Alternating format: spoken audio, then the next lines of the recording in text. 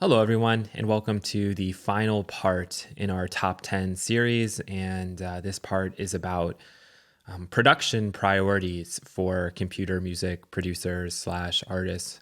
And a lot of times with tutorials or lists or things related to music production, it's always about the things. It's about the software, it's about the hardware, it's about the new plugin, the new feature. But oftentimes it's not really about the actual craft itself, using the tools in a practical way or making music, I guess is what it kind of boils down to. And most people, if you're anything like me, when you first get into music production, it's because there's like a particular song or style of music that really interests you. And you're like, oh man, I wonder how they make that. I wonder if I can do that too. And then once you kind of start getting the things, you realize, ooh, these things are really cool. And you kind of forget about the craft and you get so taken aback by the technology and you get really into that. And sometimes then that passion or the reason you got into it changes. And that's, of course, totally okay. And you find yourself branching off into a totally different area. You might become just more obsessed with the technology. And that's totally fine. But this is a video that's kind of focused on not thinking about the things so much, but the actual areas of focus that I think in 2020, at least, you have to think about. If I made this video 10 years ago, I think this list would be really different. And obviously, like all of these things, it's incredibly subjective and it's open to interpretation. But I'll go through and give you guys my kind of top 10 list, and I'll explain to you why I find these things so valuable in the order that they're listed. The last thing to say, and this is, of course, the big eye roll and cringe moment, is that the number one thing really comes down to like passion, perseverance, and time, the time that you can and are willing to put into it. Music production, it really is a marathon. It's not a sprint. You can ingest, so much information all at once, but it doesn't really mean that your craft, your ability is going to evolve at that same rate. And I think that that's really important for people, especially for new music producers that are just getting into this and realizing just like how deep of a rabbit hole this is. So let's go ahead and get started. Number one for me is arrangement and song structure. And this is the sort of thing where the DAW itself doesn't really matter. You could do this in pretty much any software that has a timeline and the ability to stamp things out. So as soon as you kind of sync up the track to whatever the beat is, you can then get to work really divulging and trying to dissect everything that makes that track work. And what I would recommend, and what I used to do, and I don't really do this anymore, but when I was learning, I would take a song that I really liked, I would lay it out on the timeline. It was probably in Ableton Live at those times. I'd have a little sheet of paper next to me, and I'd say, okay, bar 1, bar 8, bar 16, every single 8 or 16 bars, I'd be breaking down exactly what's going on in that track, the sounds that are in play, how the transitions are occurring, what's in, what's out, and then would attempt to go in and recreate it using just the most basic of stock sounds and stock samples and see if I could kind of come up with something the same. I really wasn't too concerned with my writing ability. That's a different task that's coming up, of course, in here. But it's a difficult thing sometimes, and it's hard to like really, or you learn a lot in this process, I should say, of understanding like, oh, that's weird. They took the bass out at this section, or, oh, the guitar part changes here, or, oh, like clearly there's a big shift in harmony here. And like, here's how they made this song work. And here's why it works, depending on the genre that you're listening to. And the breakdowns might be radically different from one genre to another. So it kind of is, you do this with the songs that you really like at the time and like what you're kind of hoping to produce yourself. It's not cheating. This is just the way you kind of learn. And oftentimes, like with tutorials, whether they're on YouTube or they're things you can buy, or even if you're in like more of a music production class, this is the sort of thing that never really gets covered. Like you might see somebody make a track, but they're never really explaining how this process is really occurring. Like they're just kind of like, okay, and here we're going to add in this extra part, but they're not really telling you why. And it's not a failing by any stretch of the imagination, because I think all of those things are very useful for people. Everything has its place. You can learn something from everything, but you have to remember that these people are doing it because of the practice and personal experience that they have. And nothing you do can ever replace that. Like I should say, there's no shortcut to that section, to that part of it. It doesn't have to be something that you master in a week. You're not going to. It's the sort of thing that can take kind of years and years to develop until you get to that point where you don't really need to study tracks like that in depth. You still might have to when you go to a new genre or something to understand what's going on. But for me, this is really kind of the critical thing. This is the critical area that most people kind of neglect. And it's not because people are neglecting it on purpose. It's just not really something that's talked about that much because there's so many other things that go into making a track. So let's go on to number 2, which in 2020, this is now very different to, I think, how it might have been in 2010. So I'm saying sound selection and orchestration. And again, this boils down to critical listening of the tracks that you're really into and then trying to procure, create, find sounds that are similar. Things are very different now. It is so much easier to pull samples. Like there's all these like sample subscription services where you can pretty quickly and easily find what it is you're looking for. And again, that's not cheating. If your goal is to make a track that sounds like X, it's not cheating to use these resources. That's what they're there for. But now that kind of selection process and figuring it out and finding those things has taken on much more value, much more importance than it did in the past when, you might have said, well, making it yourself, doing it from scratch is more valuable because that was the way you had to do it.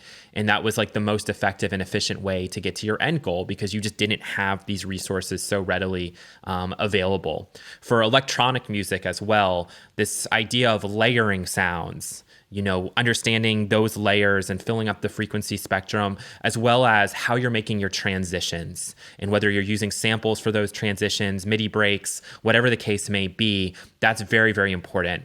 And then it also comes down to organization as time goes on.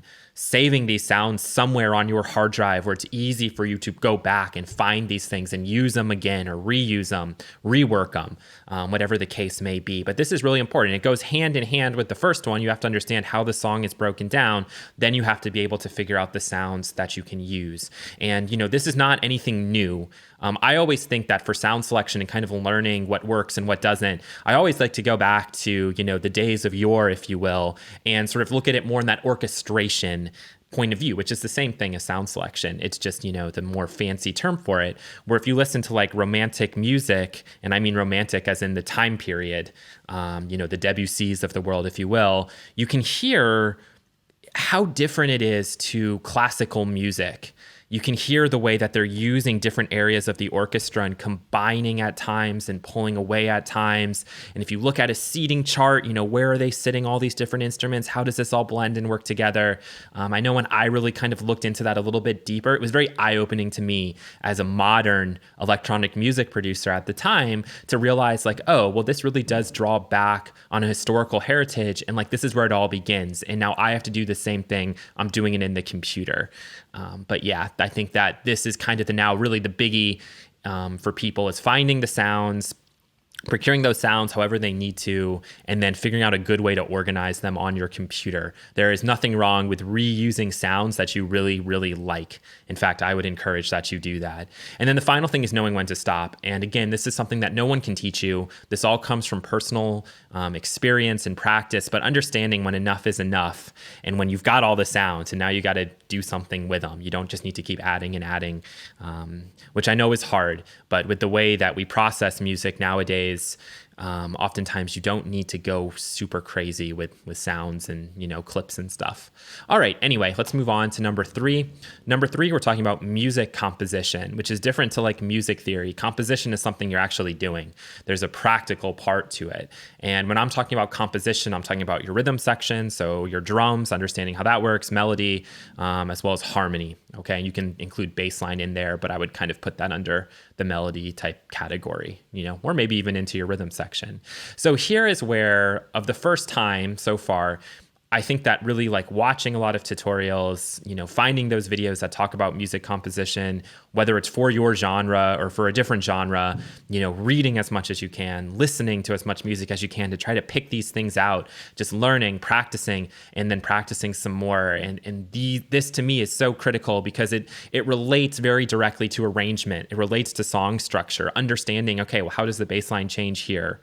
What's the rhythm of that bass line? Melody, harmony, how do these things play together? And then how do they play with these first two parts? And these are things that, again, I always think, you kind of doing that experience work on your own, in line with maybe some learning, is what's going to take you the furthest. I now say, again, I think in 2020, things have changed a little bit. There's so many MIDI files out there that you can learn from. So you don't need to learn maybe sheet music and notation, but you can still analyze these MIDI files and start to understand, okay, well, within the scale, what's going on here. I think one of the great things to understand is like, if you can really just learn what C major is, right? And like how to write in C major, how to write in A minor. Whenever you get a MIDI file, it's very easy to transpose back to C major into A minor. You can break it down then in your DAW, so you're just seeing those. And it's very easy to then learn a lot about what's going on, whether it's with a melody, with a harmony, or like with a rhythm, in which case the notes don't really matter so much. So I do encourage you to find like MIDI files that you can use and MIDI files that you can study. You know, they're there for a reason. And all of that kind of sums up to basic music theory knowledge is very useful, but you always have to try to be thinking about it in terms of practicality for your own music. Music theory in college, if you take it, I don't know how it's changed, but when I took it, it's very much just, okay, what can you analyze on a sheet of paper? There's very little that goes on with actually hearing and listening. It's like, oh, okay, can you recognize the seventh chord? Can you recognize the transition here, here, here, and here? And maybe the times have changed and it's become a little bit more of an interactive experience where you're using your ears and also your eyes.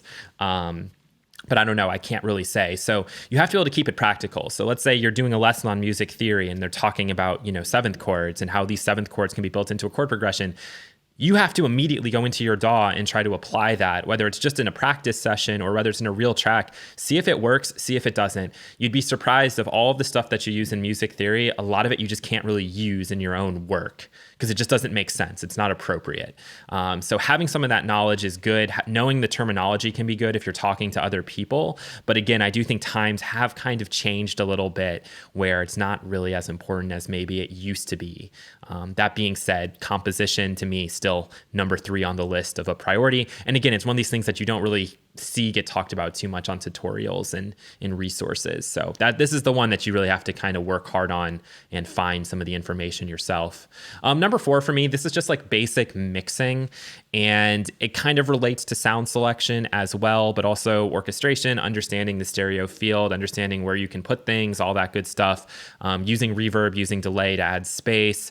These fundamentals of mixing will take you much further than like mastering what all these different topologies of compressors do. Or again, not thinking so much about the tools, but thinking more about, you know, the craft itself, the craft of, okay, let me pick this hall reverb, and now I'm going to try to apply it in different ways based on these different parts where I want things to sit in the overall track. Critical listening, again, hearing how other people have done it in the genre of music that you really like. So this is just simple, obvious mix decisions. They're usually things you can just kind of do by feel and by ear. You don't need a whole lot of teaching, but you do need to gain the experience and the practice. So it's something that you obviously have to do. You're mixing all the time, whether you know it or not. And these to me are kind of the critical ones up here. Okay, for number 5, we have our creative effects processing. This goes very much in line with number 2 with sound selection. Many times you're going to find sounds, especially if you have one of these subscription services, that are already processed to hell, and you don't need to process them anymore. But you do want to be able to hear and understand what effects are being applied. Like, have they put reverb on here? Have they put delay on here? What type of a delay is it? Can you tell what type of a reverb it is? And that's going to then influence some of your other sound selection decisions and also your effects processing moving forward, because you need to make sure everything is going to be able to match and blend and work well together. So I think that it is important to do a little bit of learning, understand the functions of your effects, understand what a chorus is, what it does, how it works. Understand different types of saturation, understand these things, these basic kind of effects, so that you can then aid and abet your sound selection decision, and then also the processing of sounds that you're selecting moving forward, or whether it's in a synthesizer, whatever. For me, that would be number 5. Number 6, preset modification, being able to, at the very basic level, modify presets. So having the effects knowledge from number 5, also adding on basic knowledge of synthesis. You don't typically need to understand more than your effects. your basic ADSR envelope, potentially LFOs, maybe not even, and then just like, what the filter is doing, because those are typically the moves you're going to make when you're modifying presets.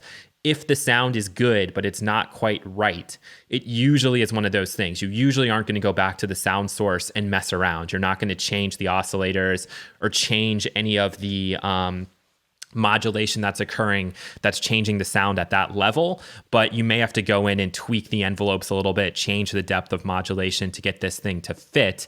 And then this actually comes back to what we were talking about with like composition with MIDI specifically.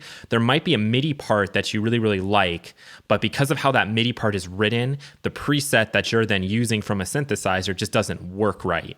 So you might have to go and kind of tweak envelopes or even tweak the length of those MIDI notes to get everything to work.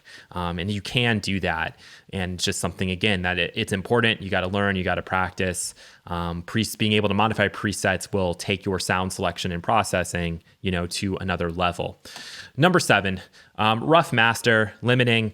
I think this is important just for when you're kind of first starting out, and if you are uploading tracks or you're trying to compare them to other things, loudness is important. It does matter. And so for that reason, you have to understand the basics, which really the basics is just bringing the level up, just limiting it, peak limiting it. And the thing I'll write here, and I actually, this is going to be crazy. I know I'll probably get heat for this. The AI mastering stuff, like the Brainworks Master Desk, for example, there's a lot of these plugins that kind of just will like automatically master a track for you.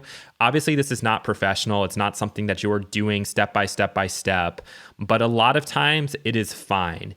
And it actually works very well. There have been times where I've mastered my own songs, like just as a test. I know I'm not good at it, but I've done it just from totally scratch, just like adding all the processors. And then I'll throw on like BX Master Desk and I'll flip through a few presets and I'll prefer what that does to it, to what I've done to it. Mastering is not like a 50% of your track. It's like a 3% of your track, but it is something that you have to be able to do just for the fact that you want to be able to compare what you're working on. If you ever get super, super good at making music, the music production side of it, somebody else will be taking care of the mastering for you anyway.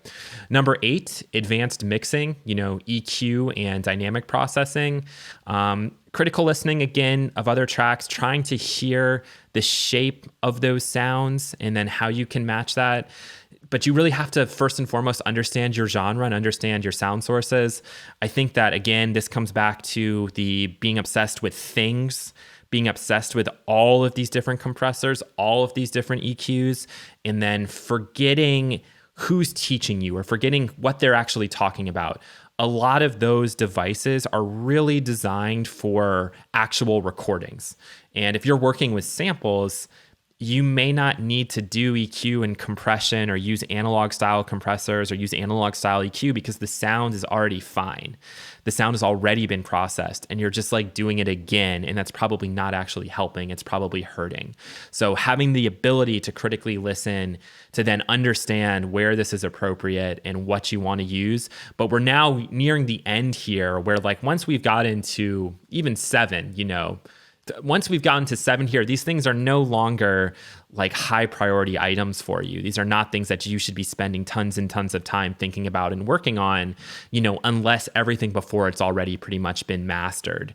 And that's why I put this here. This is like the number one hiccup for people, is this obsession with the tools, with the analog style tools, without really realizing if it's appropriate. And a lot of times it's not appropriate, or it's really not going to make that big of a difference at the end of the day. All right, number 9, I put sound design here. And this is, again, music producers. Okay, your goal is to make tracks.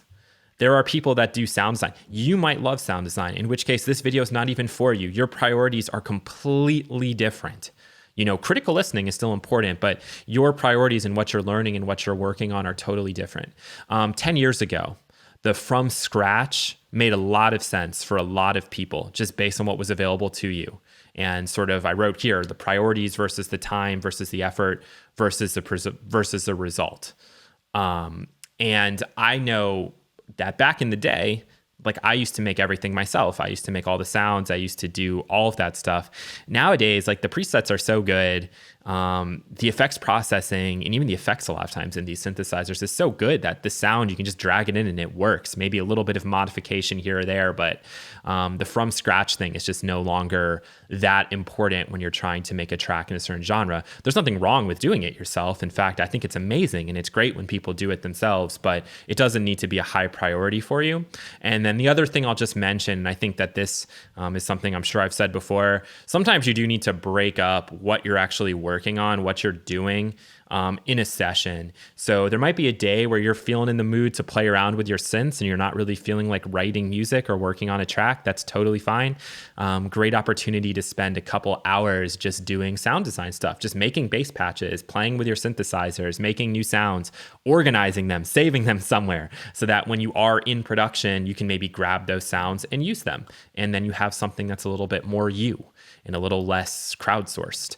Music production is very much just kind of this crowdsourcing of taking things from here, seeing if you can make that puzzle work. But I love sound design. I mean, I love playing with synthesizers. So there's nothing wrong with doing it, but it shouldn't be a super high priority item for you if your goal is to make music. I think everything we've mentioned before is a little bit more important, at least nowadays. And finally, we have advanced mastering. You knew this was probably going to come very low priority unless this is your area. So I have to keep going back to that. If this is your area, that's totally fine. But for advanced mastering, you have to be a critical listener. You have to really be hearing in and honing in on those details. And with advanced mastering, you're going to be making your chains from scratch. You're going to have to hear every little nuance. And the only way that works is if you have an amazing setup, amazing like mix room that you're working in, which most of us don't have. I do not have that. Likewise, you care a lot about how your mix is translating from one system to another. How does it sound on your phone? How does it sound in your car? How does it sound on a hi-fi setup? How does it sound on one of those little Wonder Boom speakers, right? That's what advanced mastering is all about, and is not really something that a music producer should be caring or focusing on too much if their goal is to make the music. You can have somebody else do this part for you.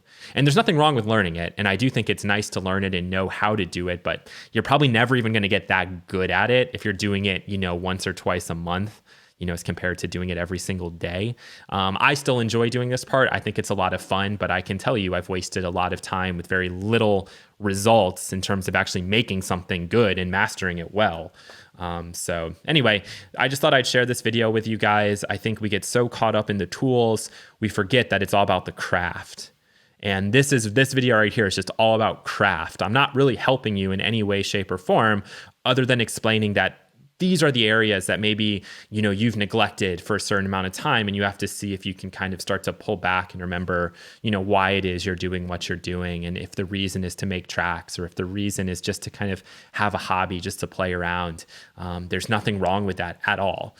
But I thought I would share this, especially for some of you guys that are new to it, because it's such an ocean out there of tutorials and people telling you what your priorities should be and people telling you that X plugin is going to change your life, and it's not going to. What it comes down to really, in my opinion, it comes down to arrangement, song structure, understanding how this stuff works, how like a catchy song, why the song is, why it connects to you, why it connects to a lot of people, why it's popular, picking then the sounds that work inside of that production, inside of that song structure, and then maybe being able to compose it as well, like really understanding those building blocks of music. The DAW is just there to support your quest, but the DAW you use really doesn't matter. You can make amazing song in anything if you have these fundamentals down and that these are the things that you've prioritized for making your music. So enough rambling and preaching.